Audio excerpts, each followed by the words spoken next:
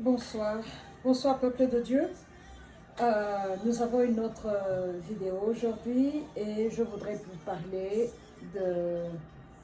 des relations sexuelles. Les relations sexuelles que nous avons avant le mariage et après le mariage. Pourquoi est-ce que nous devons en parler? C'est parce que je vois bien que nous avons beaucoup de problèmes, nous, dans le corps de Christ. Nous avons beaucoup de problèmes. Et alors, le Saint-Esprit me parlait de ça et c'est pour ça que je voudrais partager cet enseignement avec vous. Donc, ça, j'ai une petite illustration ici. Imaginez que ça, c'est une dame qui s'appelle Brigitte et ça, c'est un monsieur qui s'appelle Robert. J'ai mis un peu d'eau pour que vous puissiez voir. Donc ça, c'est le peu de substance du Saint-Esprit. L'eau qui est là-dedans est représentative, représente le Saint-Esprit. Parce qu'on est chrétien, donc je parle d'un couple qui est chrétien, qui se rencontre et qui aimerait se marier et bâtir une vie ensemble. Ok? Donc, cette dame, Brigitte, je vous ai dit, ok, Brigitte, elle est soi-disant chrétienne, mais pendant qu'elle était à l'école secondaire, elle a connu un monsieur qui s'appelait Henri. Et Henri a déversé ça en elle. Et le problème qui est là, c'est que nous, les femmes, Dieu nous a créés pour recevoir. Alors chaque fois qu'une dame s'accouple avec un homme, elle reçoit ce que cet homme a donné, que ce soit bon ou mauvais, elle reçoit. Donc elle est allée avec Henri, Henri a déversé ça en elle, leur relation a duré peut-être 1 année, 2 ans, ils ont rompu, elle a laissé partir Henri, elle a continué sa vie, mais comme elle n'a pas fait la repentance, parce que ça c'était la fornication, parce que ça c'était la luxure comme on appelle dans la Bible. Elle a connu Henri, mais Henri n'était pas son mari, il n'y a pas eu de mariage devant Dieu et devant les hommes. Donc, c'était un péché aux yeux du Dieu vivant. Mais le problème qui est là, c'est que dans la culture d'aujourd'hui, dans le monde d'aujourd'hui, tout ça n'est pas mauvais parce que tout le monde le fait, tout le monde a un copain. En fait, on est anormal quand on n'a pas de copain. On vous trouve bizarre, on pose des questions. Et alors, on vous soupçonne même d'avoir des problèmes ou d'avoir... qu'il y a une cause pour laquelle vous n'avez pas un homme dans votre vie. Mais vous n'êtes pas marié, pourquoi est-ce que vous devez avoir un homme? Alors, elle continue ses études, elle est à l'université, elle rencontre un autre monsieur qui s'appelle Pierre. Pierre déverse ça en elle. Donc elle a maintenant Henri et Pierre. Et elle continue à les porter tous les deux. Parce que d'après ce que le Saint-Esprit m'a dit, il faut 16 mois pour que la semence d'un homme se retire du corps de la femme. Et quand elle m'avait dit ça, c'était à l'époque où j'ai écouté l'enseignement de la prophétesse Ronita Bynum, No More Sheets. Et ce qui m'avait choqué, je m'étais dit, waouh, 16 mois, vraiment, est-ce que cela est possible? Et même pas 6 mois après, je regardais Discovery Channel et on parlait de l'ADN, on parlait des gènes, les globules blanches et les globules rouges, et comment est-ce que on avait fait une étude sur les femmes qui étaient prostituées. Je parle de prostituées professionnelles, hein, de femmes qui ont 15 hommes, 18 hommes par jour, et comment les gènes et les matériaux génétiques venus de ces hommes-là se retrouvaient dans l'ADN de la femme. Donc, ces hommes-là étaient encore dans le corps de la femme, leur matériel génétique était encore dans le corps de la femme. Qu'il y en ait eu 2 ou 15, là n'est pas le problème. Ce que je voudrais mettre l'accent sur, c'est le fait que vous avez connu un homme, vous avez passé une nuit ensemble, vous avez eu du bon temps, et il est parti de son côté, vous êtes parti de votre côté. Physiquement, il est parti, mais spirituellement, il est en vous. Il est en vous parce que ses gènes se retrouvent dans vos gènes à vous. Et alors maintenant, cette dame que nous avons ici continue ses études en 2e année d'université, 3e, elle rencontre quelqu'un d'autre. Et voilà, cet autre homme déverse ceci en elle. Donc, elle a tout ça en elle et ce n'est pas comestible. Qui peut vouloir boire ça? C'est quoi ça d'abord? Ça, c'est la femme. Maintenant, vous avez l'homme de son côté. Il rencontre une dame qui s'appelle Odile. Voilà. Il y a les liens d'âme qui se tissent avec Odile parce qu'ils ont partagé, ils ont été hommes et femmes, comme la Bible dit. Ils se sont connus, comme la Bible dit. Donc, il y a eu échange de fluides corporels, il y a eu échange de souffle et il y a eu échange de matériel génétique. Donc, après ça, il n'est plus avec Odile, il rencontre une autre dame et elle lui laisse ça, il y a échange et voilà. Donc, ça, c'est dans le corps du monsieur et il s'appelle chrétien. Il va à l'église, il donne la dîme, mais il est serviteur de Dieu. Et peu de temps après, il rencontre une autre dame et voilà ce qu'elle lui met, voilà ce qu'il y a. Ils partagent, ils sont échangés. Et au bout de 5-6 ans, il se dit maintenant le moment est venu, je dois me marier parce que je suis serviteur de Dieu. Et il rencontre cette dame. Oh, c'est le coup de foudre, je t'aime, voilà, on va se marier, on va bâtir un foyer. D'accord. Avec tout ce qu'il est, avec tout ce qu'elle est, ils se rencontrent et voilà ce qu'ils font, ils se marient. Qui peut vouloir consommer ça? Maintenant, ça, c'est le mariage. Nous, la Bible nous a dit, 2 valent mieux qu'un. Oui, 2 valent mieux qu'un. La parole de Dieu est bonne, la parole de Dieu est vraie, la parole de Dieu nous donne la vie. Mais maintenant, qu'est-ce qui se passe? Donc, la femme est venue avec ses bagages, le monsieur avec ses bagages, ils se sont mariés, et voilà ce que nous avons ici. Maintenant, dites-moi comment est-ce qu'ils peuvent bâtir un foyer, dites-moi comment est-ce qu'ils peuvent être en union de prière devant le vrai Dieu vivant.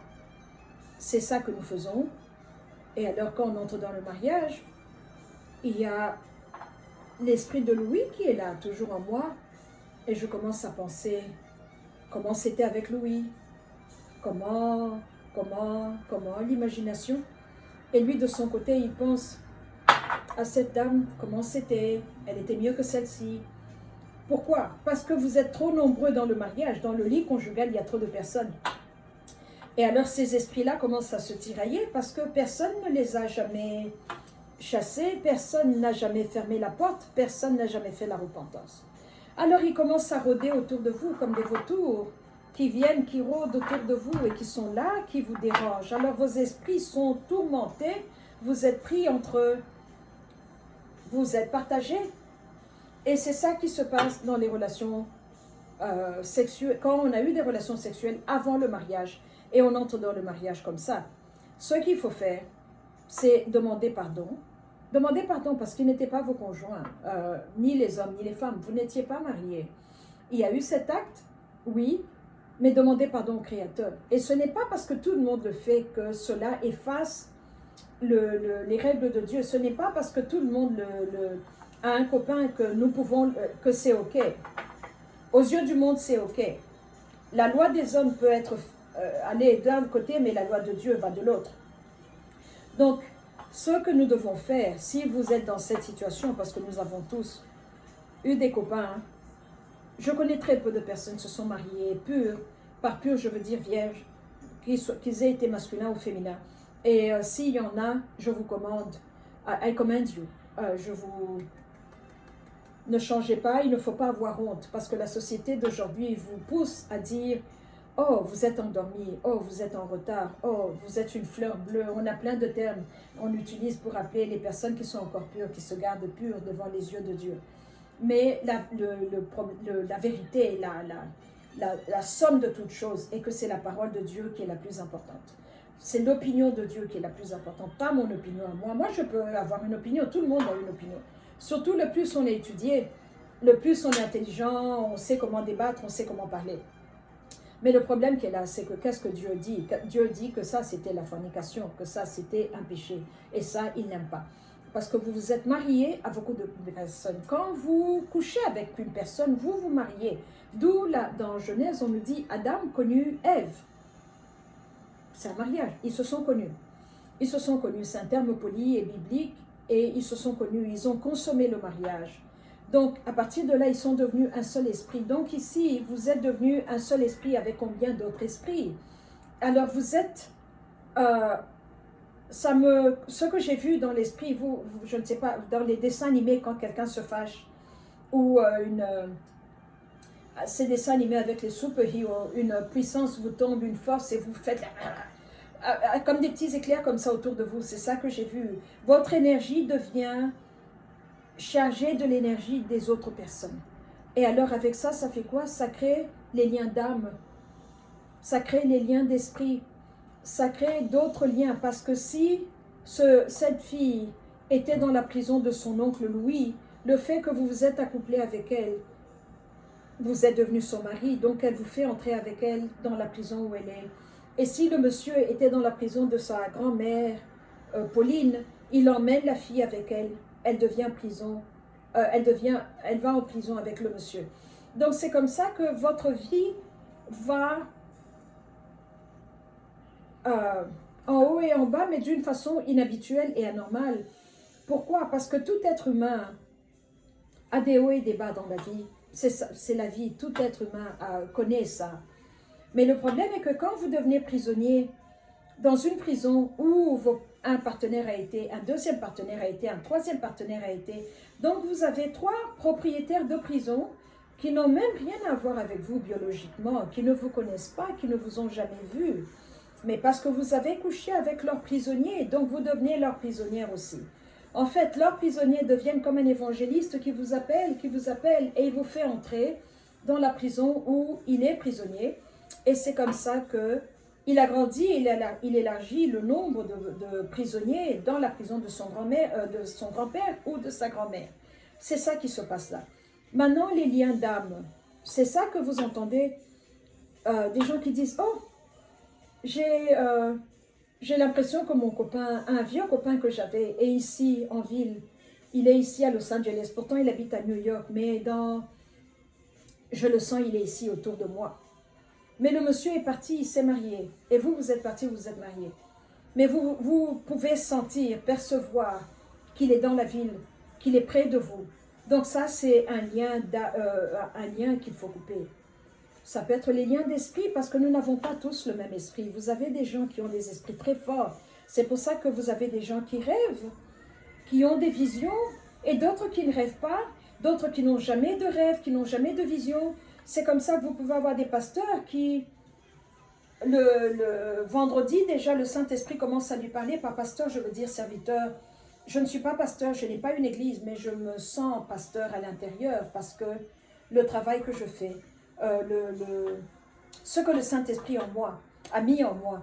Donc déjà vendredi, j'ai des enseignements. Là, je crois que je vais faire peut-être 4 ou 5 vidéos aujourd'hui. Tellement il me donne des sujets. Une vidéo comme ça finie, il te dit tu aurais dû dire ça. Tu dis ok, la prochaine fois. Donc c'est comme ça que certains d'entre nous opèrent. On reçoit. C'est lui qui nous a mis là. Pourquoi? Il ne m'a pas demandé. Comment? Je ne sais pas comment il fait. Et vous avez d'autres pasteurs qui vous disent, ça fait 20 ans que je suis pasteur, je prêche, j'ai une église, tout va bien dans l'église, il a des membres, mais tout ce qu'il prêche, il va sur sermon.com et il voit le calendrier biblique, le calendrier de l'année. Alors comme on est dans cette période de l'année, les thèmes qui sont prêchés sont ceux-ci, et c'est là où il prend un thème qui avait été un sujet, un sermon qui avait été prêché par Billy Graham ou ces grands pasteurs qu'on a connus qui étaient établis. Il prend le sermon et si le sermon avait été fait en 1972, il enlève la date de 1972. Si dans le sermon, le pasteur avait dit le président Nixon était président, il enlève ça, il met aujourd'hui le président Trump. Donc il met à jour un vieux sermon où il le réchauffe pour le donner avec les thèmes sociaux d'aujourd'hui pour pouvoir le présenter aux gens. Et c'est comme ça que certains pasteurs opèrent, et c'est comme ça que leur carrière est. Et il y en a d'autres où ils ne disent que ce que le Saint-Esprit leur a dit, parce que quand le Saint-Esprit vous dit quelque chose, il vous donne l'épée qui va pour couper les liens avec ce problème-là. Il est le maître de nos temps et de nos circonstances. Il est l'Éternel. Il est Dieu, comme Dieu le Père et Dieu le Fils, au même titre. Et il est là. C'est lui qui dirige les armées. Il sait ce qu'il a mis en moi et il sait ce qu'il a mis dans celui-là. Il est notre patron. Donc, c'est lui qui sait. Alors, s'il vous dit de prêcher ça, restez là. S'il vous dit d'aller sur sermon.com, prendre des sermons là, alors faites-le. Soyons, comment dire ça, soyons obéissants et suivons son programme. Mais maintenant, revenons à ça.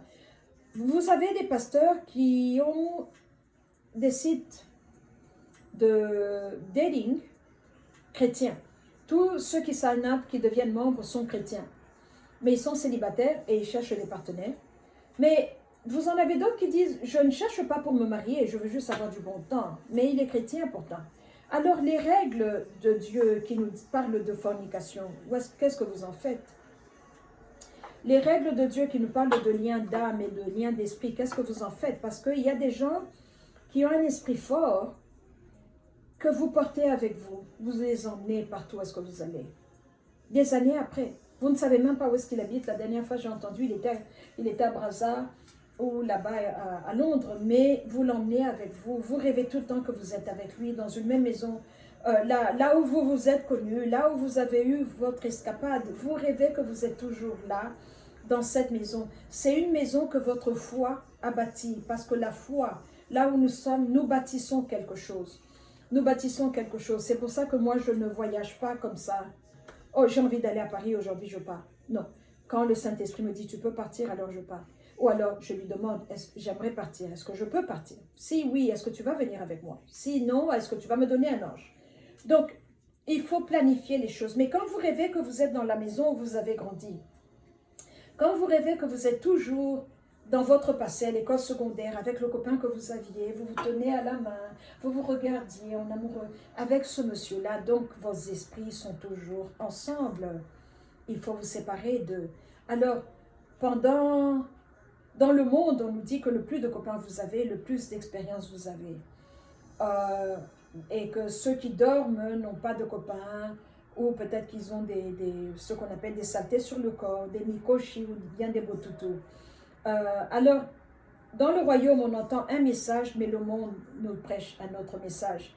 Vous devez savoir quel message vous voulez écouter, quel message voulez-vous suivre, où est-ce que vous allez aller, selon ce que Dieu vous a appelé, parce qu'on ne peut pas faire comme tout le monde. Il y en a pour qui, je ne pense même pas que ce soit la volonté permissive, ils ont choisi d'aller chercher des copains sur les sites chrétiens pour la fornication. Vous allez manger et vous savez que vous pouvez deviner comment ça va finir, on est adulte. Et certains peuvent faire ça c'est eux, mais si vous choisissez de vivre comme ça, leur n'imposez pas les mains aux gens, ne venez pas dire « Oh, ainsi parle l'Éternel, je dois prophétiser ». Parce que pendant que vous parlez là, tout ça est en train de tourner dans votre corps. Alors où est la voix de Dieu? Où est la propreté, l'eau pure qui vient de Dieu? Elle vient où? Elle est où? Je ne sais pas. Alors vous donnez des messages sales qui sont comme ça. Comment est-ce que les gens peuvent boire ça? Lui, il a dit, venez boire l'eau de vie. Mais ça, c'est quoi? Ça, c'est quoi? Je ne sais pas. Et c'est comme ça que beaucoup de chrétiens sont aujourd'hui. C'est un mélange qui n'est pas digne à être consommé. Qui va accepter de boire ça? Même moi, c'est moi-même qui ai mélangé, je ne peux pas boire ça. Mais c'est comme ça que le corps de Christ est aujourd'hui. Donc nous devons nous poser la question. Nous devons savoir qu'est-ce que nous voulons. Qu'est-ce que nous voulons? Et par-dessus tout, qu'est-ce que nous voulons donner aux gens? Et au nom de qui sommes-nous en train de donner ce genre de choses? Nous devons faire attention parce que les liens d'âme nous affectent, les liens d'esprit nous affectent. Et si la personne a une maladie spirituelle, elle vous contamine aussi, parce que quelqu'un peut avoir une maladie sexuellement transmissible. Et le sida est une maladie que vous pouvez avoir, que vous allez avoir si vous vous accouplez avec quelqu'un qui est contaminé par ce problème-là. Ça, c'est dans la biologie, dans le corps physique. Mais maintenant, dans l'esprit, si ce monsieur est venu avec tous ces paquets ici, vous êtes venu avec tous ces paquets, vous vous contaminez, vous êtes en train de swapper, de vous échanger, je te donne ça, tu me donnes ça, je te donne le manque de foi, tu me donnes une maladie, je te mets dans une prison, tu me donnes ça, tu me suis ici, tu me suis là-bas. On est en train de se lancer des cadeaux, mais des cadeaux qui ne sont pas de Dieu, des cadeaux qui sont sales, et c'est ça la réalité. Donc, nous devons penser à cela et se dire que nous devons vraiment être vigilants et faire attention. Et faire attention avec qui on s'accouple, parce que maintenant, il y a d'autres personnes, comme je vous l'ai dit, j'arrête pas de vous le dire, qui ne sont pas des êtres humains, qui ne sont pas des êtres humains, mais il a une apparence humaine. Et vous vous accouplez avec lui, il va faire tout ce que vous voulez qu'il aime, comme il aime que vous le recevoir. Hein. De ce côté-là, ça ne sera pas un problème en fait, parce que beaucoup ont un esprit très fort et très, très perspicace. Le plus je prie, le plus je peux lire les gens. Par lire, je peux entrer dans une banque et la personne qui est en train de m'aider, je la regarde, je dis, oh là là, il est en train de se battre contre l'homosexualité, il a des idées comme ci, comme ça. Ça, ce sont les révélations du Saint-Esprit, ou la sensibilité que le Saint-Esprit donne à ses enfants.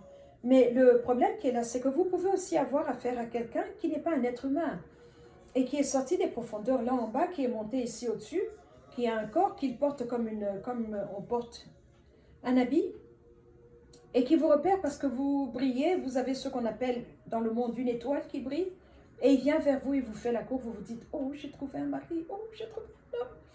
Et vous acceptez et vous vous accouplez avec lui. À partir du moment, parce qu'on est femme dans le monde de Dieu, les femmes doivent se soumettre, l'homme doit être au-dessus, c'est comme ça que c'est, je ne discute pas, je ne fais pas un sondage pour vous demander votre opinion, je vous dis ce que je sais. L'homme est au-dessus, l'homme dirige, il est la tête et la femme est en bas. Alors maintenant, chaque fois que vous vous accouplez avec un homme, vous vous soumettez à lui, votre esprit se soumet à lui. À moins que vous ne soyez une fille de Jézabel, ça ce sont les femmes que nous voyons qui dominent les maris, qui tapent même les maris, ça c'est un autre problème. Je ne parle pas de ça, je parle d'une femme qui est normale, elle doit se soumettre à l'homme. Et alors cette soumission est dans la vie normale de tous les jours, mais aussi quand il en arrive au rapport sexuel. Et ça peut être un problème, parce que si la personne n'est pas un être humain, ou il est rempli de démons, ou il a un motel de démons, ou bien il a des légions en lui, il vous contamine, et il vous donne ce qu'il a, et vous partez avec ça. Donc, faites très attention. Si vous êtes arrivé à vous accoupler avec beaucoup de personnes, beaucoup de choses, qui ont mis beaucoup de choses en vous, ces personnes-là, demandez pardon à Dieu. Demandez qu'il vous lave. Il est le seul qui peut faire de vous une chose nouvelle. Et je ne parle pas de la foi, là on dit qu'il fait de nous une nouvelle créature en Christ, non. Je parle aux chrétiens qui sont dans l'église, qui vont à l'église, mais qui font qui vivent comme ça. Donc je ne sais même pas si vous êtes une nouvelle créature ou si vous vous amusez, vous allez, vous revenez, vous allez, vous revenez. Vous voyez comme au Monopoly, quand vous jouez la case de départ, vous allez, vous perdez, vous devez revenir encore. C'est ça que beaucoup de chrétiens font. Et c'est comme ça qu'on ne démontre pas le royaume. Et c'est comme ça qu'on n'a pas la force de Dieu en nous. Les malades autour de nous ne sont pas guéris, les possédés sont là. Et cette nouvelle langue qu'on est censé parler est une langue qu'on a créée nous-mêmes. Qu'on a créée nous-mêmes pour que les frères dans l'assemblée entendent que, oh, je peux parler en langue. Je peux les sentir, je peux les entendre. La langue qui est de Dieu et la langue qui n'est pas de Dieu. Parce que les démons aussi parlent en langue. Ils ont une langue qui à l'oreille. Vous pouvez croire que c'est une langue de Dieu et vous applaudissez, vous dites, oui, il est rempli de l'esprit de Dieu. Non, il y a un esprit, oui, mais ce n'est pas l'esprit de Dieu. Donc nous devons faire attention. Et nous devons faire attention de peur d'emmener tout ça dans nos vies.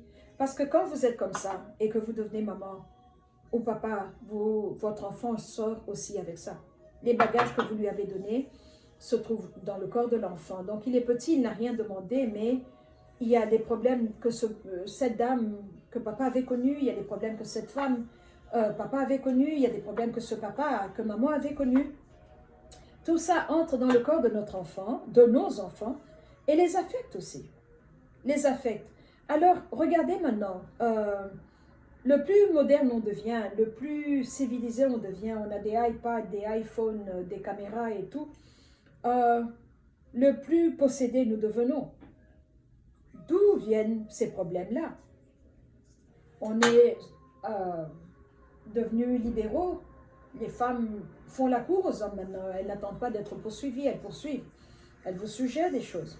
Il y a ce thème qu'ils ont ici, être amis avec des bénéfices. Donc, je ne te demande pas de compte, tu ne me demandes rien, tu fais ce que tu veux, mais quand j'ai besoin de toi, je t'appelle, tu viens, on fait ce qu'on a à faire, puis merci, sors. on est en train de porter des choses, Certains d'entre nous ont des fardeaux, je vous assure, non jusque-là. Et nous devons vraiment savoir si ça en vaut la peine et quel genre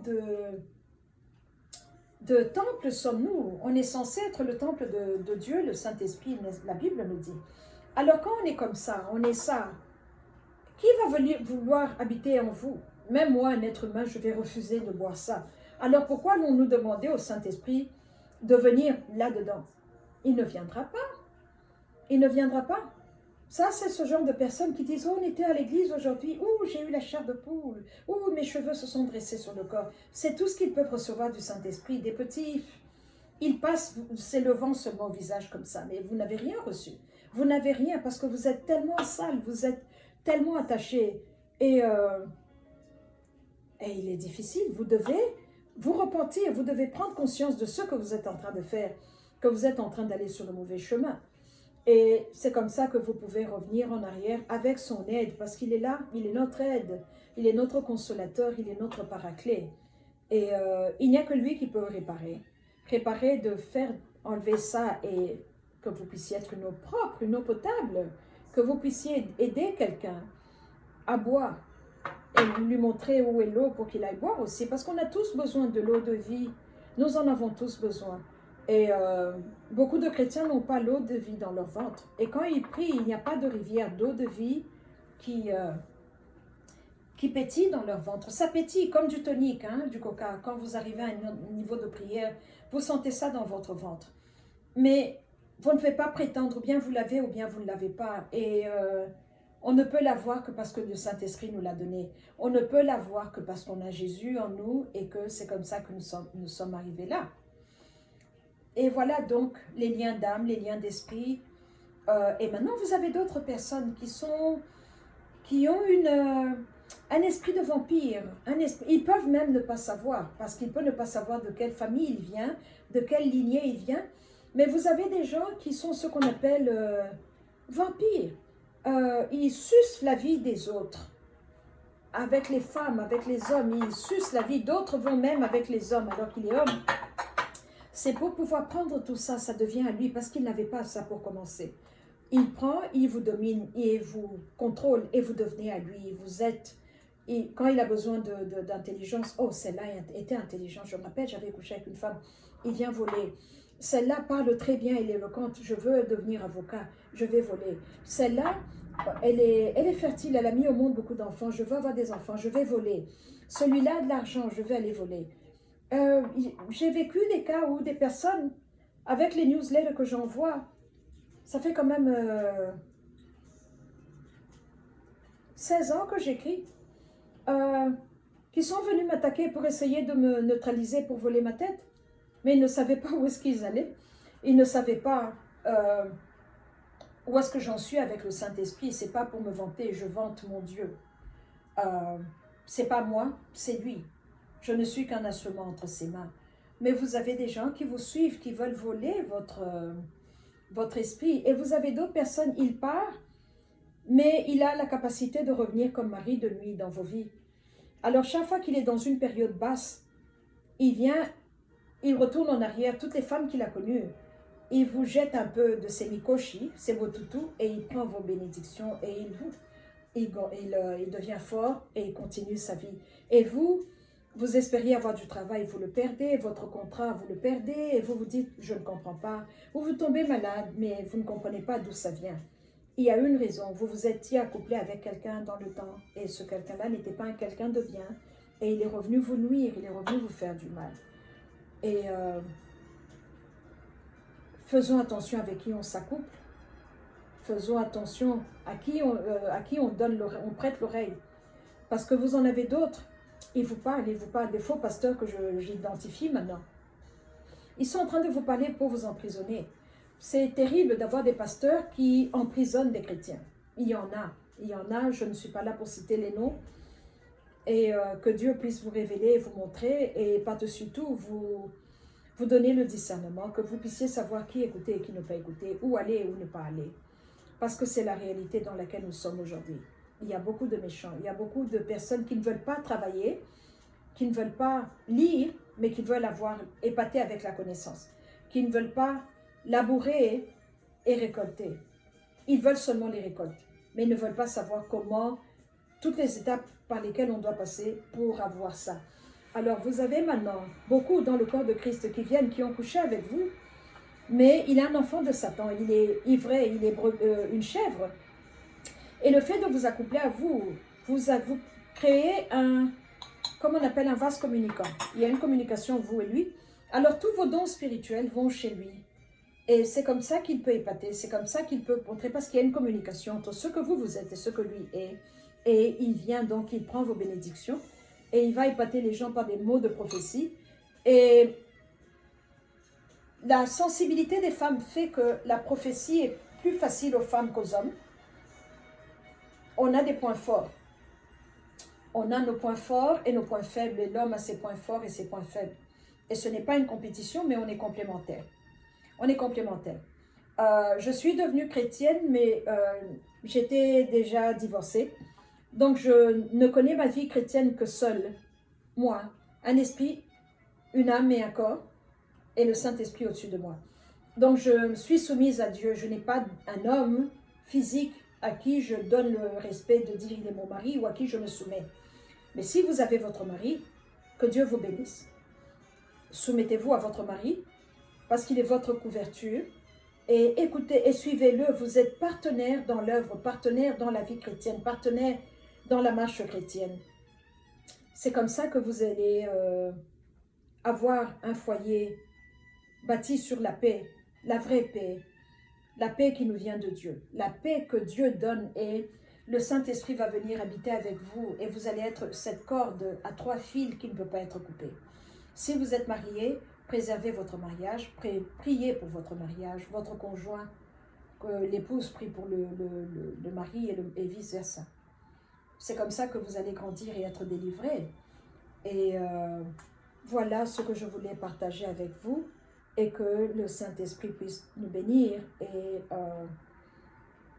nous donner sa paix, cette paix qui dépasse tout entendement, parce que nous en avons vraiment besoin dans ces temps difficiles. Merci beaucoup. Que Dieu vous bénisse. Au revoir.